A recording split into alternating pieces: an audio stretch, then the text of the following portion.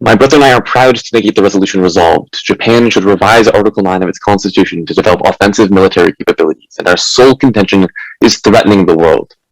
Even after the fall of Imperial Japan, the world still remembers their war crimes. Local 17 confirms that any weakening of Japan's pacifist credo is expected to anger China and South Korea, where many still harbor bitter memories of Japan's war atrocities committed during World War II. Japan acting as a normal country without Article 9 in place will aggravate tensions, escalating currently regional security dilemmas. This risks war in two places, and first is collapsing trilateral cooperation.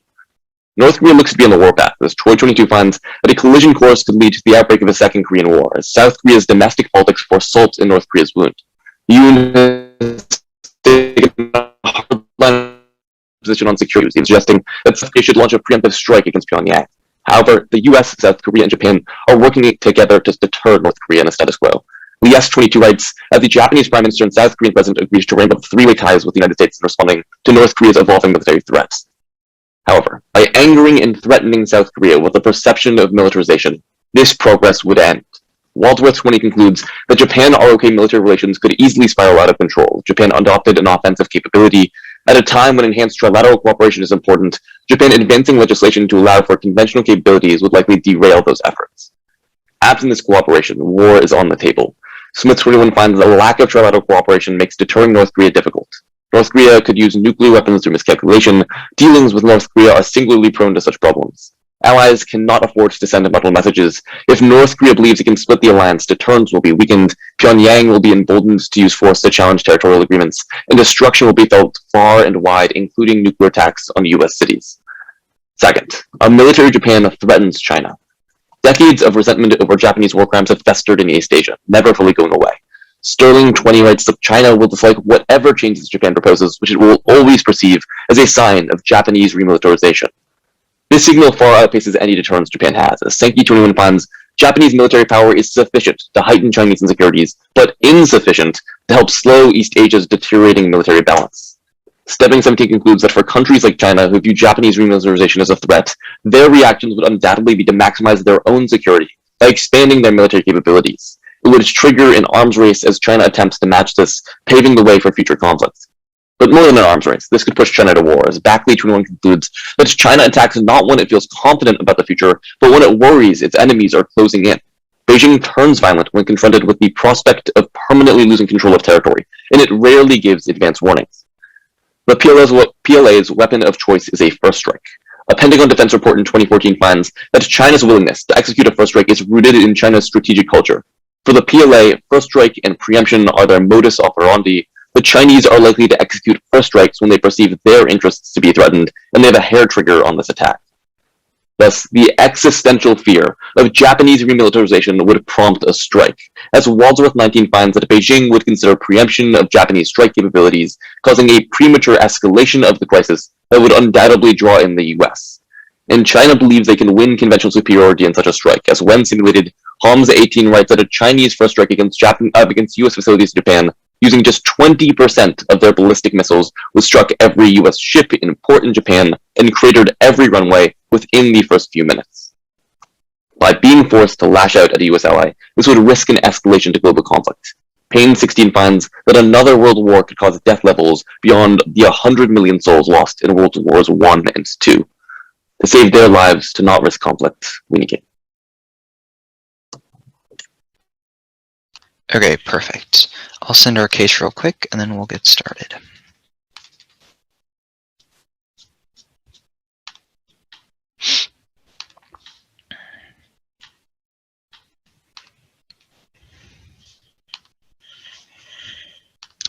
All right, it is sent. Let me know when you get it.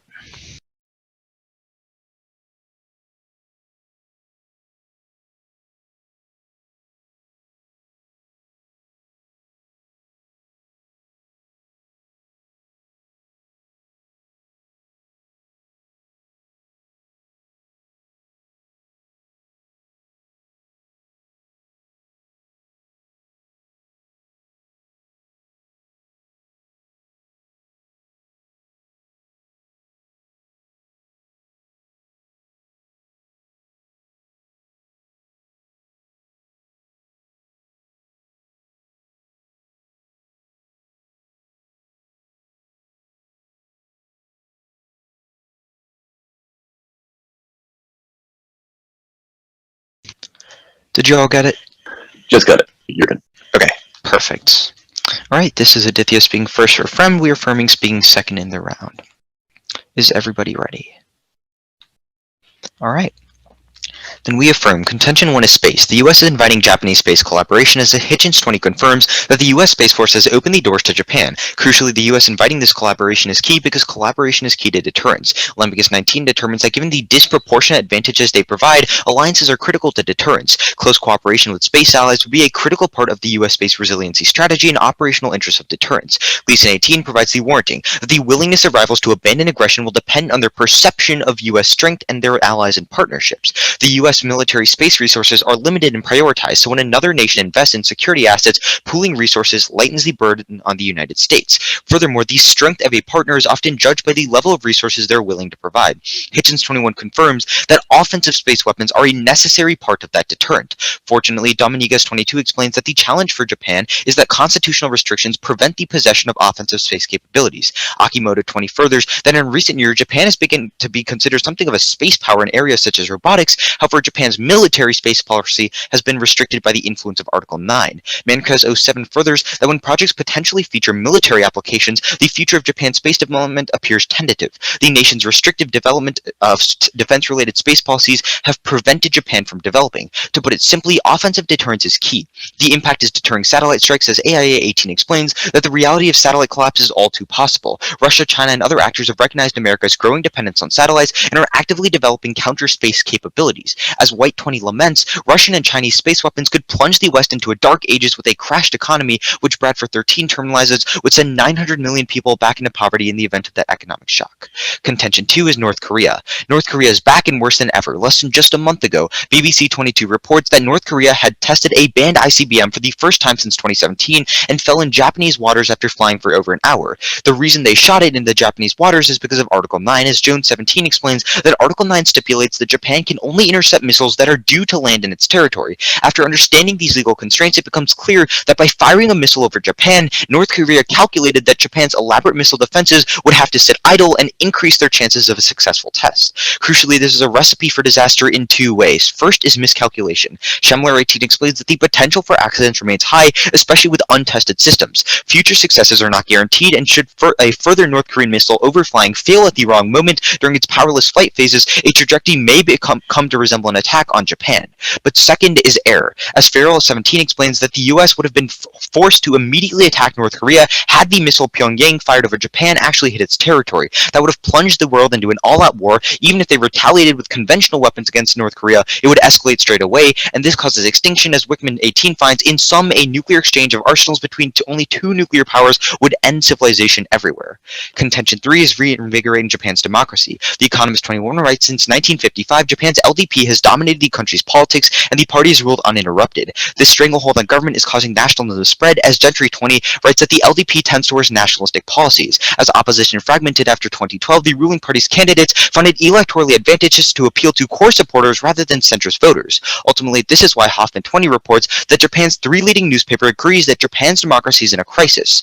Fortunately, affirming changes this, as Murata 19 finds that Japan needs to amend its constitution to avoid political cynicism. A two-party system would emerge based on public debate of the pros and cons of constitutional amendments. This is vital, as the impact is nuclear nationalism. China has responded to Japanese nationalism with huge condemnation. Rising nationalism in both countries has historically created the very real danger of confrontation between the two superpowers. This is catastrophic, as a conflict between China and Japan drags the US in, as Ball 14 writes, if Beijing and Tokyo engage in conflict, the prospects of direct Sino-American nuclear escalation come into play.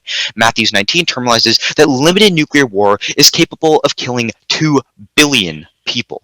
It is for those reasons we are proud to affirm. Great, let's do cross. Can I ask the first question? Yep, go for it. Sure. So your argument on C2 is that if there isn't the availability of Japanese waters, they won't be able to shoot missiles everywhere or anywhere in the world, right? So they can't test. So we kind of have like two warrants, right? So first is like miscalculation. If they're shooting missiles in the direction of Japan, they're more likely to miscalculate. Second, we would just say error. Like North Korea's had a lot of errors with their missile tests. If they shoot one over Japan and it's erroneous, then there's going to be the U.S. retaliation that comes through it. So in a way, over Japan or into the sea of Japan?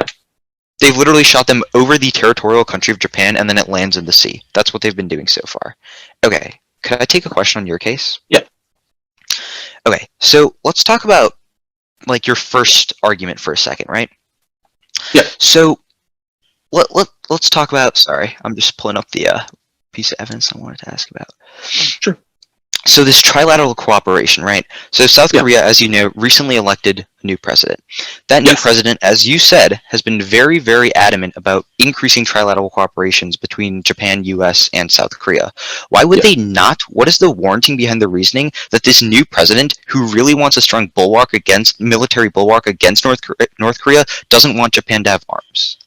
So it's important to remember the military past that Japan has. They were imperial. They created massive war crimes on both South Korea and Japan. So that memory has never really faded from South Korean consciousness. That's why a fun statistic to know is that a majority of South Koreans would support North Korea in a war against Japan. Because in the end, as long as Japan is a military country with the ability to impose their will on others, they are so afraid of them that even their fear of North Korea goes to the wayside.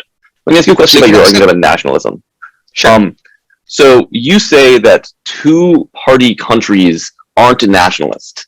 Do you think the U.S. and Britain aren't nationalist? So I would say it's a little bit about the national. It's about the rise in the nationalism, right? Even in the U.S. and Britain, even if we were to say that they were a little bit nationalist, there's still checks on power and what they've been able to do. Whereas the LDP has been increasingly nationalist. Like Abe was already super nationalist, but then Kishida is arguably even more nationalist. And because there's no check more nationalist. I mean, Kishida's policies go very far back from Abe's rhetoric and nationalism. Okay. But I mean, the Richter analysis is pretty good. That there's been a rise in like Japanese nationalism. Also, we have the uniqueness evidence from like this year that says that Japan's democracy is like backsliding more and more and more, which means China has responded to this with condemnation, and they don't like that rise in nationalism because they're why can't they just still be nationalist even as a two-party system? So this is a really important point. So what our Murata evidence is really clear, is that because of the two clashes in parties, they've been appealing to this one wasn't our Murata evidence. It was our our Gentry evidence. So this is really key, that because they've been, since 2012, since the fracturing of any opposition, they found it advantageous to appeal to the core super traditional supporters rather than having to cater to the centrist, which is a lot less nationalist. We're going to take some prep.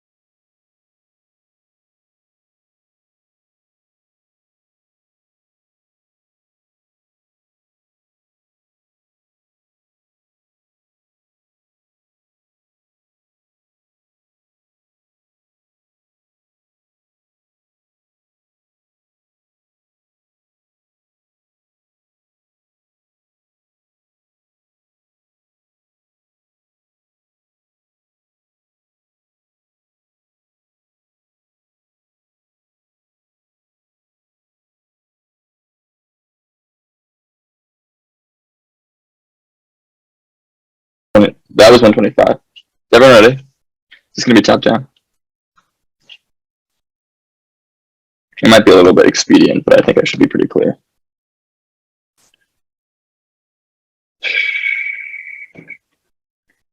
On space, one of their Pitot and Hitchens evidence cites how the United States has already invited Japan to space cooperation, results in two ways. A, they can fund the U.S. development of offensive weapons if they can develop defensive weapons for the alliance, and others can develop offensive weapons, so there's no reason to vote for them. Second, other cooperation solves, as Irwin 22 writes, that the United States, Australia, Canada, France, Germany, New Zealand, and the UK have sent a joint vision document they call us for greater cooperation. 3, Japan is already militarizing, as Wilson 20 finds. Japan's 2018 National Defense Program guidelines call for the capability to disrupt opponents' control and communications to ensure superiority in space. Japan is in the midst of a rapid space militarization, softening the distinction between non-military, military space capabilities. 4, there is no reason why offensive deterrence is key. Their evidence is literally setting the U.S. Space Force. 5, turn on a space race, as Hayes 22 finds that Tokyo is capable of undertaking space-oriented responses that would arouse the ire of China. There is not a space race currently underway between Beijing and Tokyo, but it would be most unfortunate to participate in one. Helwich 1 writes that a buildup of space weapons that could make war inevitable. The dizzying speed of space warfare would introduce intense user-lose pressure into strategic calculation. 6, turned again on miscalculation, as Blatt 22 writes that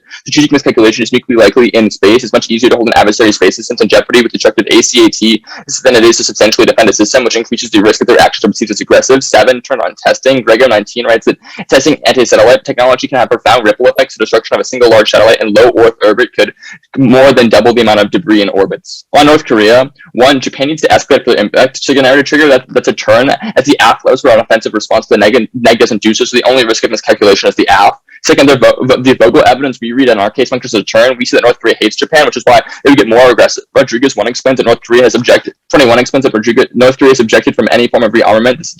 Japanese military is increasingly pushed for long-range strike capability, supposedly to destroy North Korean missile launchers in the form of preemptive defense. China and both Koreas have understandably viewed this as a provocation. 3, North Korea is a defensive realist. The Wall Street Journal writes that Kim is blocked into a corner and doesn't want to spark wars, missile tests, or just missile tests. 4, other things just check miscalculation, i.e. hotlines between the two countries, U.S. satellites and information sharing, and THAAD and BMD systems. Then group both scenarios. They're both about missiles hitting Japan, but if it hits Japan, arc line triggers because they've been attacked first. So they don't care about, and so it doesn't, Affirming doesn't do anything, so you shouldn't vote for them. Then go to the contention about democracy.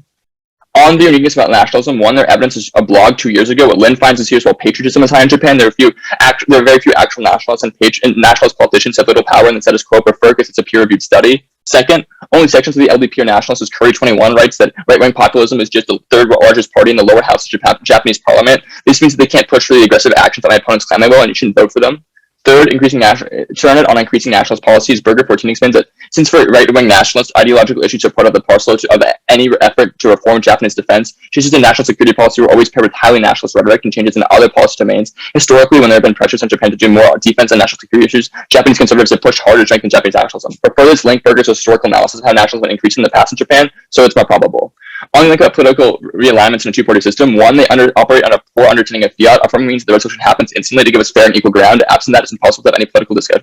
Discussions about unfeasible legislation prevents us from discussing anything that isn't already passing, killing all education and controversial issues. Second, the Murata evidence concludes that pushes for nationalism will force rebalancing, writing that the LDP includes different political forces with different ideas and policies, and leaders still function as opposition parties within the LDP. If political forces with social conservative values become stronger, other forces might find it difficult to stay in the LDP and consequently join opposition parties. On the first impact about women, they don't address the root cause, as OA22 finds that traditional gender roles still prevail, significantly reducing the pipeline of women into leadership positions. Men still dominate business leadership in Japan, and policies that really meet women's needs are slow to emerge. On the second impact of war, there is no reason why China would ever attack as long as Article 9 prevents any attack against Chinese territory outright. Our evidence in the case indicates the only time China ever feels threatened historically is when they've been encroached upon by their neighbors. Thank you, and vote neg. Sorry, real quick, just so you know, we don't read women in this round. That was past disclosed. My bad.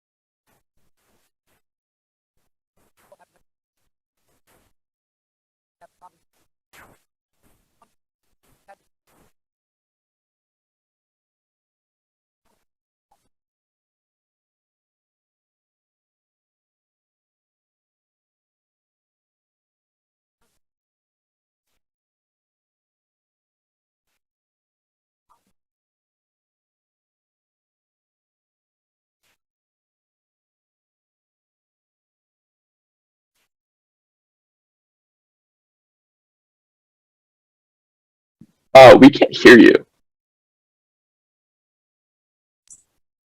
Great. Someone else also said something. I was like, is it just you? Yeah, I was confused. What is going on here? I was like, I can't hear you at all. My bad. Can you hear me now? Yes. Okay. My bad. So I'm assuming you heard nothing that I said. Cool. Okay. First off, is anybody not ready? And I'll do this time, like looking. So, okay, cool. Second off-time roadmap, frontlining their case. Yeah. Okay. So our case, Here, wait. Let me take a sip of water. Okay. I'm gonna get my timer reset. All right. On our first contention, we can see that Japan has already started creating offensive weapons, meaning all their turns would have triggered. We also can see the fact that other actors will do the offensive weapons as well, meaning we can see 290 needs to get no access to any of the turns they read. On contention 2, first they say that Japan needs to escalate for the impact scenario. No, we tell you that the missiles just need to be faulty. If a missile falls over, then the United States is bound to attack. That's our argument, not that Japan attacks. Then their vulgar evidence, then they try to extend this vulgar evidence, just saying that they're going to trigger the impact. This is just their case. We'll get there. But then they say North Korea is a defensive realist. We're saying that it's literally an accident. It's a missile from a test falling out of the sky. They already do the missile test, but it triggers the United States response because if it lands in Japan, then it's viewed as an attack. Then they say hotlines check miscalculation. Again, it's not miscalculation, and there really are no hotlines between like North Korea and the United States, except on like the DMV, except on the demilitarized zone. But then they just say Article 9 will trigger. Our entire point is that we don't want Article 9 to trigger. We don't want the missile to fall in the first place. We would prefer North Korea not to send missiles overhead of a country and then cause nuclear war. On our contention 3, they say our evidence is a blog. We tell you democracy is declining right now through the Hoffman evidence. It's the 3 biggest newspapers in everything that they read. That means like democracy is declining. That gets us to our impact. Then they say right-wing populism is really small. Obviously, it's not. It's been growing. That's our entire argument. But then they say that they turn it saying that like right-wing nationalist conservatives like are going to grow. We tell you that the invigoration and then actually trying to pass Article 9 is what creates the opposition in the first place. Then they just say the Murata evidence is like already that the LDP already has internal opposition. That doesn't matter because they all decided in the primaries, meaning they go way more towards ultranationalism. Then on the war impact, they literally just say that like, oh, we're going to trigger it anyways, and like China will only attack if they feel encroached. Nationalism is what creates the encroachment. But then let's go on to their case. At the top, they never become a normal state, triggering or not making sure that none of their impacts trigger. As easily 16 writes that even if Article 9 were fully amended, Tokyo would retain a pacifist subclause. Japan will not return to militaristic unilateralism because doing so would overshoot more beneficial security strategies that takes them out of everything they read. But then let's go on to their trilateral cooperation. A couple things. First, their impacts take out their link. If North Korea was going to attack, then that means South Korea would definitely still keep Japan for deterrence. Like they're always going to be together on the issue, even if they don't cooperate on anything else. Second, this impact should have already triggered when we saw the reinterpretation of Article 9. It says any movement towards normalization, which has already happened. We didn't see it happen. But third, the change in diplomacy with Article 9. If like it did happen, it wouldn't hurt diplomacy long term, as we've already seen relations go in ebbs and flows. But what does hurt it long term is when you have one party. That means the relationship can never reset. That's the biggest issue. They're just trying to solve the system. We stop the cause. But then you turn the argument because negating would be catastrophic for cohesion. As 12-18 explains that in light of security threats from North Korea, Japan could shoot down missile via interceptors. South Korea and Japan working together to manage North Korea. That means if Article 9 is amended, collaboration would increase. On the impact, North Korea could never start a war. As Mason 17 explains, that North Korea wouldn't be able to go to war even if it wanted to. It lacks the funds to pay for a sustained military campaign. That triggers our impact because the U.S. is attacking first, meaning they have to retaliate, but it means that we don't end up with a first strike war. But then let's go on to their second link on China. First off, their own pain evidence gives us a uniqueness, saying that China's already expanding, meaning they're already being aggressive, completely taking out everything they read. But second, their own Sinki evidence tells you that the balance is deteriorating with China, meaning that they're gaining the upper hand. Eventually, the deterrence goes away. We have the only uniqueness, but then you turn it because affirming increases diplomacy in 2 ways. The first is regionalism. Tan 15 writes that Japan's reputation as a regional leader could be jeopardized should its participation in Asian multilateralism be shaped by the U.S. That's why Patent 10 tells you that Japan's revision of Article 9 will increase its diplomatic influence by being considered a world power achieving global respect. You prefer our evidence over theirs, mainly because we're talking about the whole world. They're talking about like one group, but then their scenario is not unique because Japan is already developing forward strike capabilities. As Real 22 writes that Japan has begun to tweak more aggressive military capabilities, including cruise missiles. That means their impact would have already happened if they were so worried about offensive military capabilities. So for these reasons, they're proud to affirm. Yeah, does anybody want a speech doc? I know it's a little fast. I'm good. Cool. And then you just take the first question. That's the dog. That's good. Oh, Theo does want the doc actually. DT, can you send it while we do cross? Okay, cool. If Japan adopts a pacifism subclause, how do you win your North Korea scenario? How do we win our North Korea scenario? Yeah. Yeah. So our argument is that they can engage in like international disputes. The only thing that they can't do is start a war. So if a missile's going over their heads and outside of their territorial waters, they can strike it. The issue with Article 9 right now is that it has to be explicitly saying that they're going to hit Japan, which will never actually happen. I think that's a good populism too. No, because our argument is a political one. Like, yeah, but why is the perception argument change? Well, if they're remaining pacifists, how does the political system change? How does the political system change? Because reinterpreting part of a constitution creates some offensive military capabilities. At some point, still does create more offensive military capabilities, which is a perception link into like politics. But what it doesn't do is allow them to go to war. So they're developing offensive capabilities, creating deterrence, which still is opposition because they're revising a constitution. Sure. But it doesn't trigger the other part. Do you mind if I take a question? Okay. Let's go on your first contention, right? You tell us trilateral cooperation will fall. How long is how many times do you think South Korea and Japan have had really bad diplomatic relations?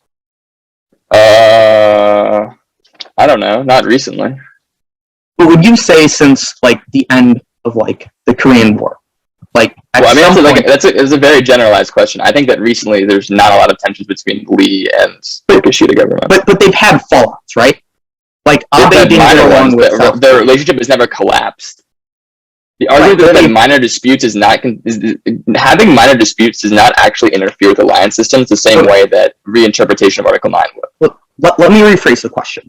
Abe specifically said he refused to apologize for comfort women, which is one of the big historical things that you say would cause, when it's mentioned. You said that South Korea would then stop cooperation.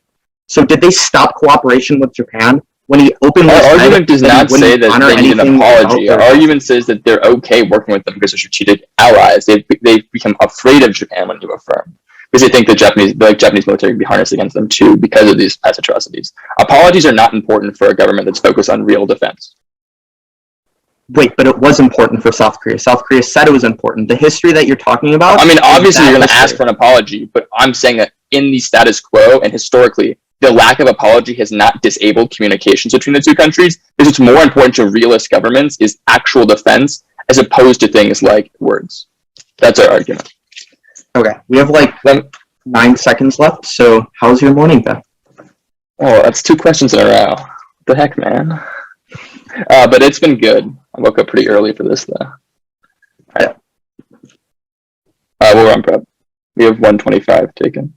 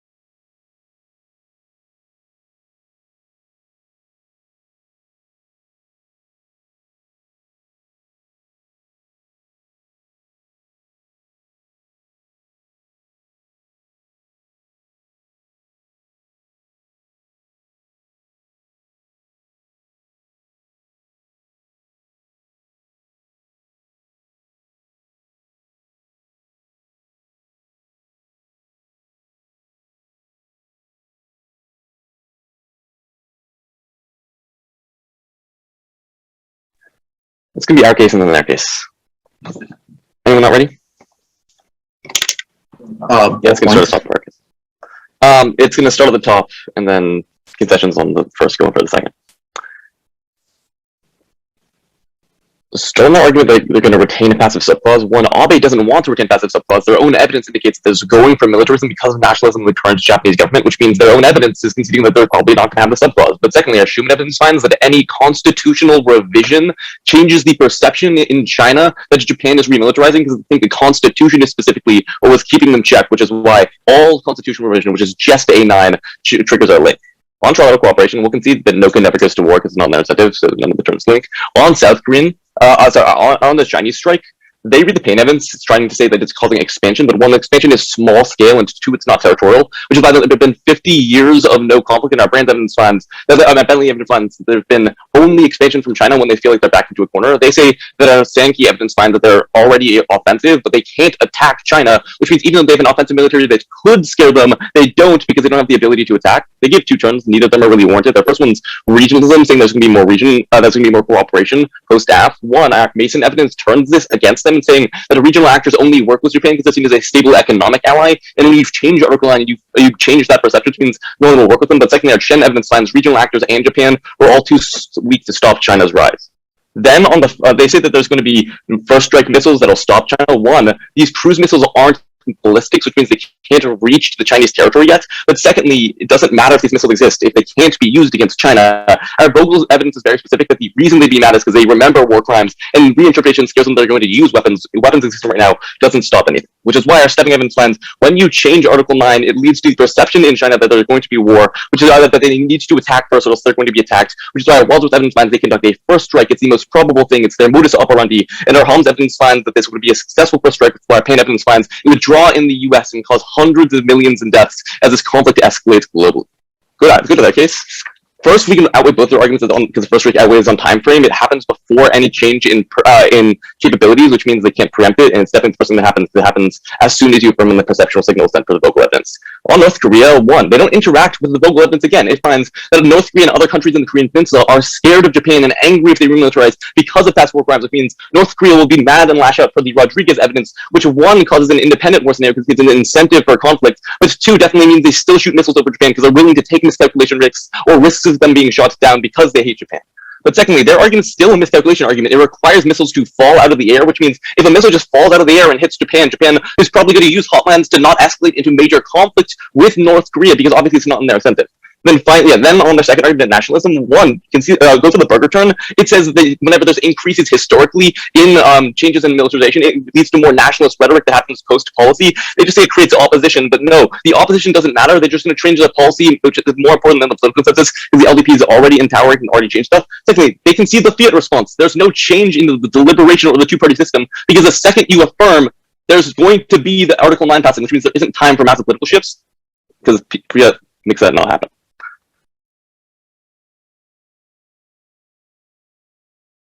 Sorry, real quick. Vogel's in case, right? Your Vogel evidence?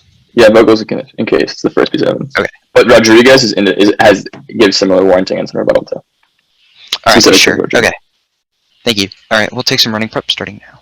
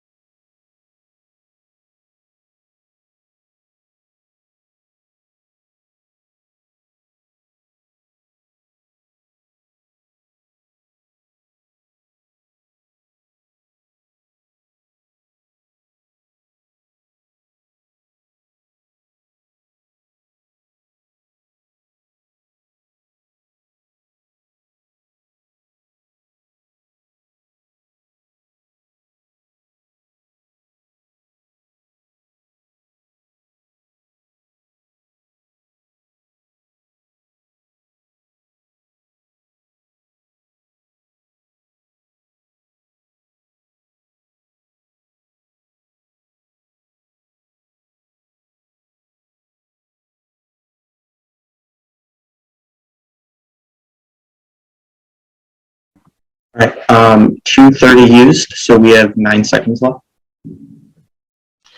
We have 19 seconds left. Yep. Okay. Cool. So brief off-time roadmap. It's just gonna go their case, our case. All right. Is anybody not ready? Okay. Let's start on their Vogel evidence for a second. We tell you Japan has said that they already believe in them doing the preemptive strike is fine. Under Article 9, they have the offensive capability to do so. That means China knows that Japan can act first right now. The perception already exists, and their impacts don't trigger. But then on to China specifically. Again, their pain evidence gives us the uniqueness saying that China's already expanding right now, meaning we hold the only solvency. They just say the expansion is small scale, not territorial, but the evidence doesn't say small scale. China doesn't want to attack. But then their own Sankey evidence tells you the balance is deteriorating with China gaining the upper hand, meaning they just can't eventually do the deterrence, won't be above. They just say that Japan can't attack China. We'll get to that in a second. But then this is key. We're going to give you the Panton 10 term, which is conceded that Japan's revision of Article 9 will increase diplomatic influence while being considered a world power, and it achieves global respect while they champion pacifism.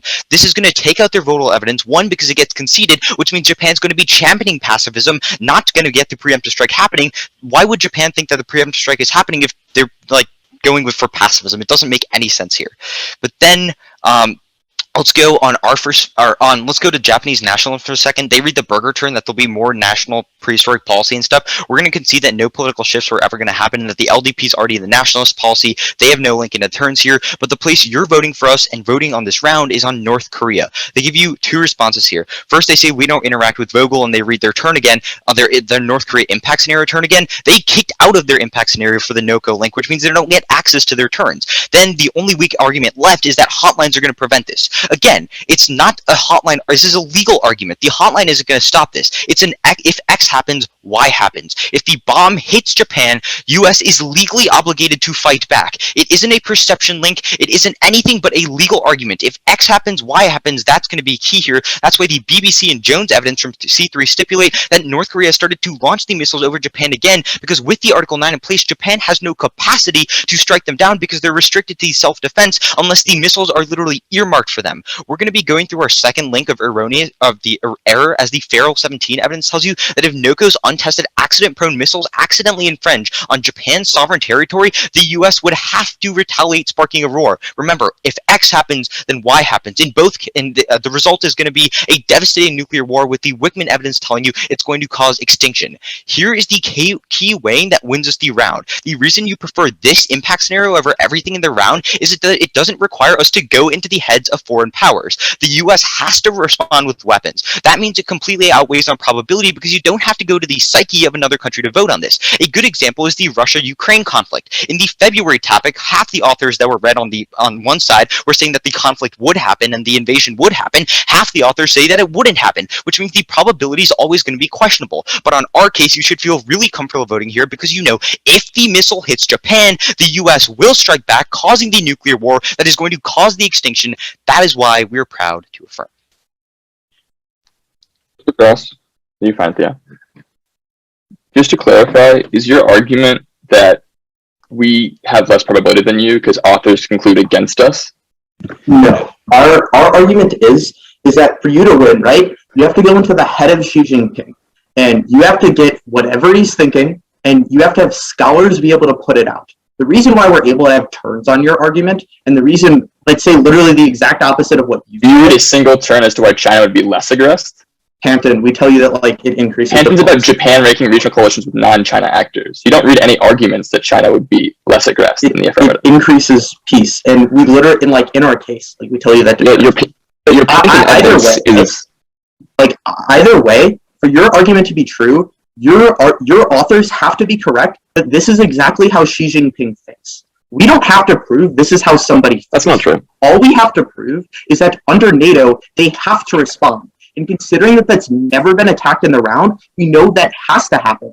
Where your argument, it's going into the psyche of one person, seeing what they think, which we know people really can't do from just like public speeches.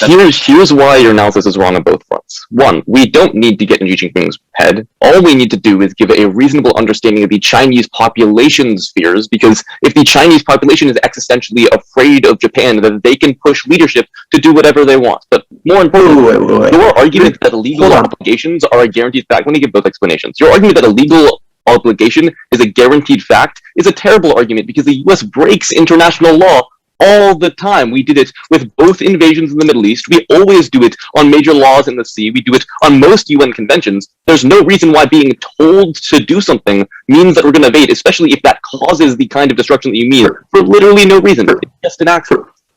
First off, on the first one, the Chinese population doesn't really have much of a say of what the government does, considering that they're not democratic. Also, they shut down the biggest city of Shanghai, and nobody's allowed to go anywhere. I don't think the people wanted that. But on your second reason, right, we're telling you that it's through NATO. Historically, they don't break NATO agreements. It's not international law like the UN human rights. How like is the US breaks that through NATO? But through NATO, it says because Japan is a NATO partner, that means the US has to attack. Like, it's in the evidence you can read. Can I ask you a question quickly? Just to keep you to this, the three responses on our case is Japan has the ability to first strike now, China's already being aggressive now, and the pacifism turn. I think we had one more. I think. No, okay. Yeah, those are the three. Those are the three. So those are the only. Those are the three responses. Patent. All right, cool. Yeah, patent. Yeah. Patent about pacifism. Cool. Let's cross, I think. Give or take. We have 15 seconds.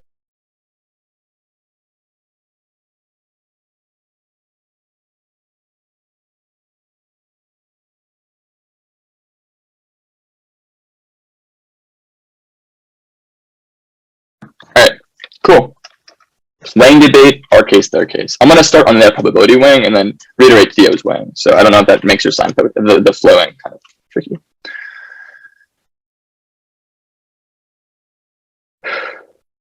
On the probability weighing, about miscalculating more probable because we can't get in Xi Jinping's head. One, we would argue that intentional strikes are always more probable than non-intentional strikes, given that you have to pull the trigger on purpose. Theirs requires intervention of non-factors just exploding. Two, if we win case, we win 100% probability. That's how debate works. Three, they don't really evidence that Xi Jinping wouldn't be aggressive, so there's no reason to vote on this.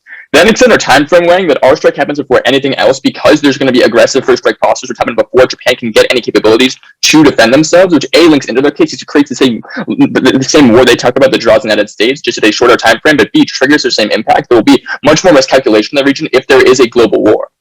Cool. So go to our case. If we win it, we clearly win the round. The first thing they say is that Japan has the ability to first strike China now. One, this is new, and two, they can't use this ability because they're constrained by Article 9, which means there's no reason China will be threatened by this. And they say that China is expanding now. One, it's a small-scale expansion per the pain evidence, but two, there's no explanation as to why this is defense in our case, even if China is escalating in small places like in the South China Sea. That one does not lead to war, and two does not the same thing as a Japanese first strike, which draws the United States. The last thing they read is this pacifism turn. One, they've considered that Abe wanted Article 9 regions to be militaristic per their own evidence, so there will be. Two, they consider the Mason evidence that no one will work with Japan in the world where you affirm because all their economic leverage is gone because people are afraid of them no longer being pacifists. But three, this is sort of a perception that is shared among countries, but not among China, so it does not take us out of our argument. At which point, extend our argument correctly that China is a defensive realist who only gets upset when he feels encroached upon, but because of historic fears with Japan, they will use a first strike capability to eliminate Japan's capabilities to strike them because they are irrationally afraid. As such, our evidence indicates that this first strike would draw in the United States per their own warranting, lead to tit-for-tat escalation, which our pain evidence will kill 100 million people in a conventional war.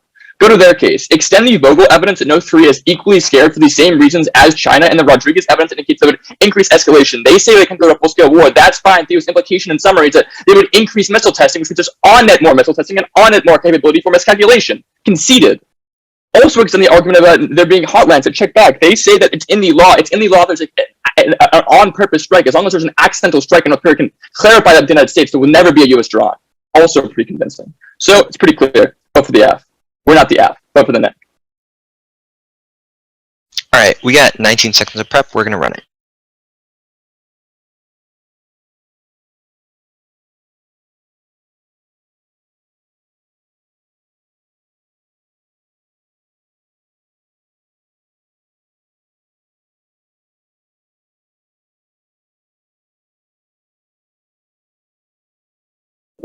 Alright, that is prep.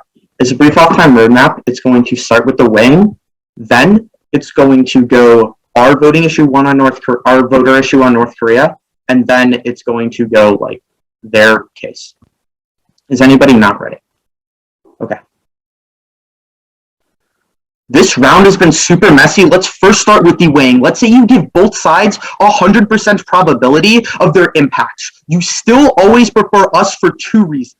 One, we tell you that it's in law, meaning that the US has to do it. Theirs relies on scholars being right about psychology. They just say in debate it's how 100% works. What we tell you is that you always have more certainty on a US commitment than you do on what somebody wrote in a private journal that nobody has. But let's go on to North Korea. First, they say we don't interact with Vogel. This is their evidence from case, meaning it doesn't happen. They read this new implication in final saying that there's more testing. Our argument is that the only reason testing is bad is when it goes over Japan, which stops happening when you pass Article 9. At that point, you're voting for us. But then they say this wall thing doesn't make sense. This is new in final focus. But B, we tell you that the US has to launch it immediately, meaning that there's no time for hotlines, there's no time for anything. It's immediate. That is our feral evidence. At that point, you extend the BBC and Jones evidence from C3, who stipulate that North Korea has started launching missiles over Japan again with Article 9 in place, because Japan has no capacity to strike them down. When you affirm, that changes. Here's the issue, is our feral evidence tells you that if a missile fails over Japan, you end up with all-out war, which our Wickman evidence tells you causes extinction. That's our case, but let's go to theirs. They just tell you that we read this new attack saying that they can use preemptive. Our real evidence says it came from the Japanese Defense Ministry saying that they can. This wasn't new. This was in my rebuttal. The reason why you buy this is because the perception is that Japan can strike back, or they can strike first. Meaning if they think China is going to strike, they will in either world, meaning they feel pushed into a corner. But the second piece is the non-unique campaign. We tell you the uniqueness here, saying that China is already expanding right now, meaning we hold the only solvency. They just say it's small scale. It's not small scale. Their evidence doesn't say it's small scale. That's just an analytic they decided to have. It's for these reasons that we're proud to award. Great round, you guys. Great round. Great round. Yeah.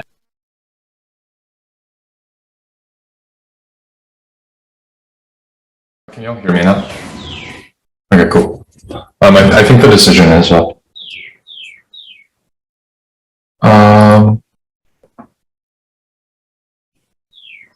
Is the third judge here, just to be sure? Yes, so I think I just to me. Awesome. I can go ahead and announce the decision if that works. Okay. Congrats to both teams. Getting to office of TSC is obviously really hard and a really big accomplishment. The decision was a 3-0 for the negative from South. So big congrats. I can go ahead and start real quick.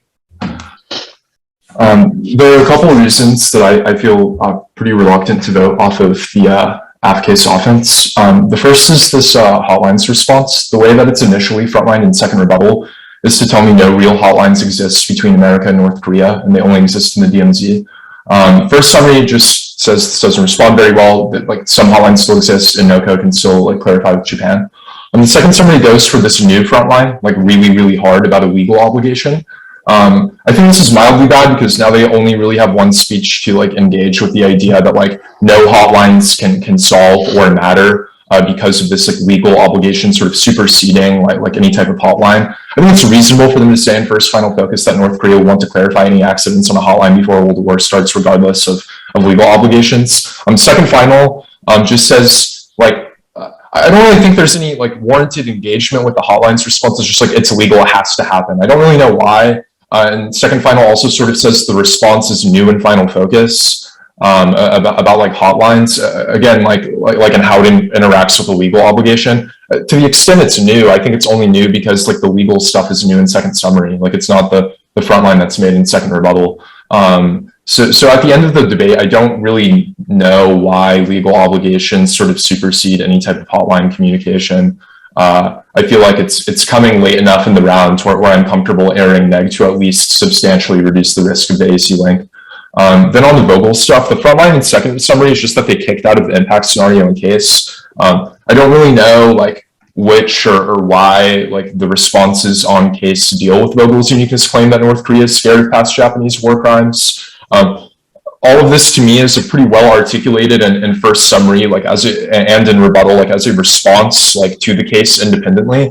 It's extended it well enough in summary and in first final for me to be very skeptical of the second final front line that goes like, this is from case, it doesn't happen. Again, I don't know why. And B, like tells me the testing implication is new. I don't really think that's true. Like the 8-point implication that's in summary, I think like for a long time is that like North Korea is more likely to shoot missiles because they are scared of past Japanese war crimes. Like that feels pretty clear to me in the summary speech.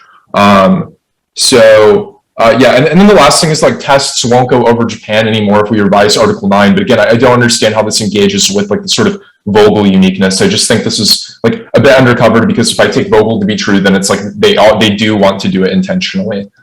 Even with Article 9. In fact, they are more scared of Article 9 because of past Japanese war crimes. Again, I think that there just needs to be more clarity here in a multitude of ways for me to feel comfortable like with either of these responses being 100% frontlined by the AF. Then on the neg case, the two responses collapsed on in final. Honestly, pain is like mildly frustrating for me to evaluate because I guess I'm being asked to evaluate whether like the small text makes the claim that the expansions are like big or small. Like I don't know. Like the highlighting is just like the terminal impact, right? And then like there isn't really like a recutting or highlight. Like I don't know what I'm supposed to be reading. I don't know if I'm supposed to read small text. I'm just inclined to err on the side of the better explanation. I think first summary and final spend more time here to tell me that like the current expansion is not sufficient to initiate conflict the same way a preemptive strike would with revision of Article 9, and that Bentley says that China will only commit to that sort of aggressive interaction if they feel cornered by things like a revision. I think the sort of like uniqueness claim that the AF is making with pain would at least demand like some sort of recutting or telling me where it is. I don't know like where in the small text it is, and I looked even for a bit. Yeah, the last thing is the defense ministry thing that honestly, as far as I can tell, is not read in the rebuttal speech. Like it's in the doc, but the last thing that I flow from the rebuttal speech is the second turn about like cruise missiles. I do not flow the last response in the rebuttal speech. I thought like first final was right that it was new. I think I'm like pretty okay at flowing. But I mean, I could be wrong, but I guess I didn't think I was.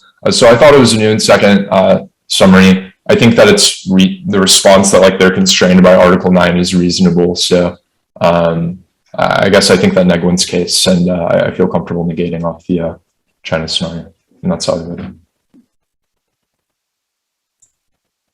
Okay, I can go next. I also voted neg. So I think that the neg is just ahead on the description of like China's motivations in terms of attack versus expansion type questions. And I just think that they did a better job of being like, yes, expansion, inevitable. It's small, it's low level, it's not aggressive necessarily towards Japan, but Article 9 flips that. And I thought that that was kind of clear and or consistent. I have a lot of problems with the AF's North Korea situation because I think that there are some arguments that the neg does not capitalize on that you definitely need to capitalize on. So for instance, the scenario is like North Korea shooting missiles over Japan now. One of those will accidentally hit Japan and draw on the United States, retaliation, war, etc. If it is true, and then they ask like Article 9 means that North Korea would no longer do that. If that is true, that North Korea would change its tests based on Japanese rearmament, like why wouldn't they do that knowing that the United States is going to attack them if they shoot a missile and it hits Japan? Like your impact scenario is that the US would get involved and it would cause a war. But if that's the case and North Korea knows this, North Korea is still shooting its missiles over Japan. It is trying to be provocative. Like its goal is to do that. So I'm not sure if that also wouldn't change in the world of like Japan Article 9 revision. Now, I'm not saying that this is an argument that the neg made, and I'm not saying that the neg is like winning on this particular thing, but it does kind of call into question some of the other like motivations and things like accidents, like, you know, all of those things in comparison to like what is going on in the China thing just seems like whatever is going to happen with North Korea shooting missiles is like an inevitability. And the only kind of real sort of posture that Japan could make it worse or change it is if Japan were to militarize, because then it would give North Korea justification for what they are doing. I didn't really read too much into this hotlines thing. This is an accident, but I don't think it's like as clear cut as you say. That's like accident happens, US intervenes. That's just not how anything works. The MDT doesn't get activated in like an instant. That's something that like the US has negotiations with Japan about, and then devises some sort of response plan if that were to occur. And I guess in the intervening moments, they could like call up North Korea, but there's no chance that North Korea is going to be like, whoops, it was an accident. Our missiles are crap. Like, that's not going to happen. North Korea is going to be like, yeah, we meant to do that, even if they didn't.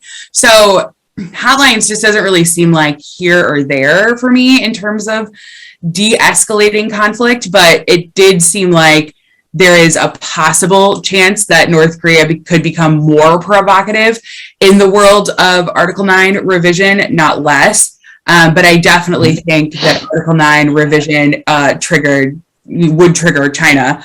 And the other thing I was sort of, concerned about is like the AF's framing of like, we have legal precedent versus you have like some theory about defensive versus offensive realism. I think that NAG needs to push back on this. And like, it's even described in some of the last speeches as like somebody's diary. Like, again, not how international relations works. Like, policy analysts study the policy moves and like military strategy of China as a whole and its actions. This isn't like the thoughts and hopes and fears of Xi. This is like all of the PLA white papers, the internal working documents. And so I think that the NEG shouldn't let the AF sort of get away with that kind of framing as well. So, that's kind of how I landed on things. Okay, so yeah, I'm the last judge to give a comment here. I think that this is a really challenging topic for F. It's a little bit tough, and both teams did a great job overall. But from what I have heard from next side, I think what I'm convinced is that the threat of revision, basically the revision will cause a threat to the world, not just China, North Korea reaction to the changes. Also mentioned, you mentioned here, even South Korea, right? So from history, a lot of Asia countries still very sensitive to how Japan's offensive capabilities in the future, even though it's 70 years ago. So I think you present some argument on how South Korea would respond, right? This is, I think, is a really, really important point. And then I think in the crossfire from F, I think the main point F presented was, according to Article 9, if Japan is attacked, so the United States will legally respond, right? That would cause a nuclear war in the world. But I do not say that, it must be true, must be true. So from the information, from evidence you have presented, I think negative also did a good argument on today's Japan already has enough capability for defensive actions. Even though if there is air happens, like North Korea missile, Japan should be able to defend themselves, right? Themselves, or as needed, as necessary, U.S. can take action as well. So that's a good argument. So overall, I think NEG did a little bit better. Okay, thank you guys all so much for judging. Have a great rest of your day. Thank you. Thank you, Thank you, everyone. Bye. Thank you. Bye.